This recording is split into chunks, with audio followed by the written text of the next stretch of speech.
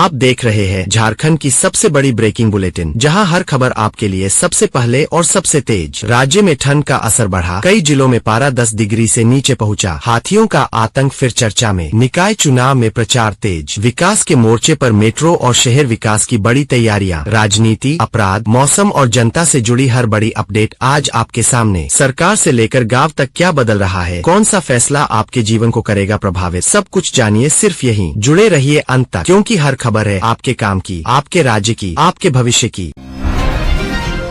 जमशेदपुर समेत झारखंड के स्वास्थ्य सिस्टम को झकझोर देने वाला मामला सामने आया है। थैलेसीमिया से पीड़ित बच्चों को चढ़ाए गए खून में HIV संक्रमण मिलने के बाद बड़ा एक्शन हुआ है। इस मामले में लापरवाही के आरोप में ब्लड बैंक टेक्नीशियन के खिलाफ FIR दर्ज की गई है और जांच तेज कर दी गई है। जानकारी के मुताबिक थैलेसीमिया पीड़ित बच्चों को नियमित ब्लड ट्रांसफ्यूजन की जरूरत होती है। ऐसे में यह मामला बेहद गंभीर माना जा रहा है। हाई कोर्ट के निर्देश के बाद केस दर्ज किया गया है और जिम्मेदार लोगों की भूमिका खंगाली जा रही है। स्वास्थ्य सुरक्षा मानकों पर अब बड़े सवाल खड़े हो गए हैं।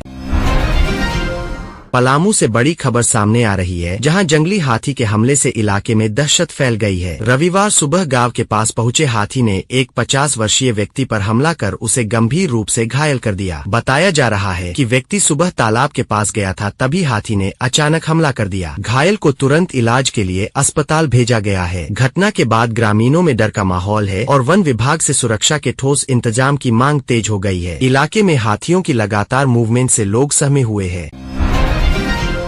झारखंड की महिलाओं के लिए बड़ी खुशखबरी। मनिया सम्मान योजना से जुड़ी लाखों महिलाओं को अब आत्मनिर्भर बनने का मौका मिलने जा रहा है। सरकार मुख्यमंत्री मनिया उद्यम योजना के तहत करीब 20,000 रूपए तक का आसान लोन देने की तैयारी में है। खास बात ये कि आवेदन प्रक्रिया बेहद सरल होगी और लोन किस्तों में चुकाया जा सकेगा। माना जा रहा है कि महिला दिवस के मौके पर इस योजना की शुरुआत हो सकती है। इस कदम से महिलाओं को छोटा कारोबार शुरू करने में मदद मिलेगी और गाँव से लेकर शहर तक स्वरोजगार को बड़ा बढ़ावा मिलने की उम्मीद है।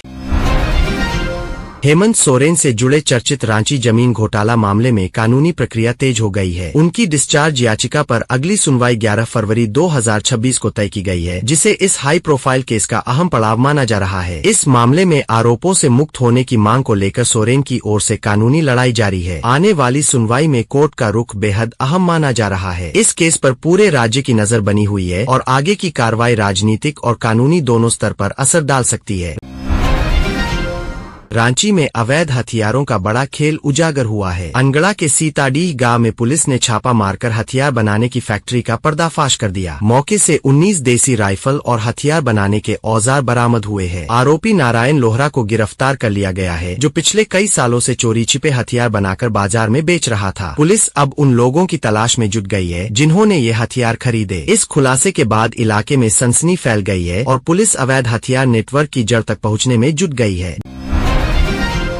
झारखंड में मौसम ने एक बार फिर करवट ले ली है। पश्चिमी विक्षोभ और सर्द हवाओं के असर से राज्य में ठंड अचानक बढ़ गई है। कई जिलों में पारा 10 डिग्री से नीचे पहुंच गया है, जबकि गुमला जैसे इलाकों में कड़ाके की ठंड दर्ज की गई। मौसम विभाग का कहना है कि 9 फरवरी से आसमान में बादल छा सकते हैं और यह सिलसिला अगले 4 दिन तक जारी रह सकता है। हालांकि बारिश की संभावना फिलहाल कम बताई जा रही है। ठंड और कुहासे का असर लोगों की दिनचर्या पर पड़ सकता है, इसलिए सावधानी बरतने की सलाह दी गई है।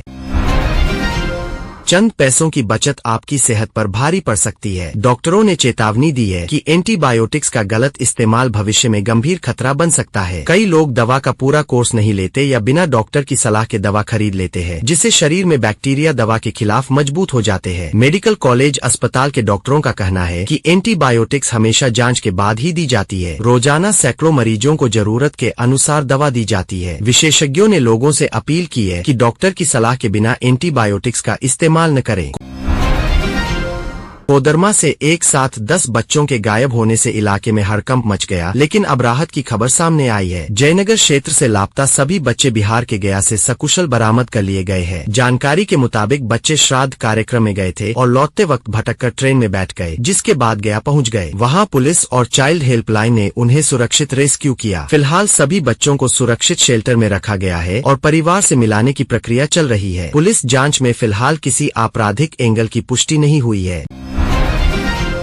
झारखंड निकाय चुनाव में बड़ा अपडेट सामने आया है। राज्य के 16 निकायों के 38 वार्डों में वार्ड पार्षद उम्मीदवार निर्विरोध निर्वाचित हो गए हैं, जिसके बाद इन वार्डों में अब मतदान नहीं होगा। नामांकन वापसी और जांच प्रक्रिया के बाद अब कुल 6,288 प्रत्याशी चुनाव मैदान में बचे हैं। इनमें महापौर और अध्यक्ष पद के उम्मीदवार भी शामिल है। 23 फरवरी को होने वाले मतदान में इन प्रत्याशियों के भाग्य का फैसला होगा। चुनावी मुकाबला कई जगह काफी दिलचस्प हो गया है और राजनीतिक दलों ने प्रचार में पूरी ताकत झोंक दी है।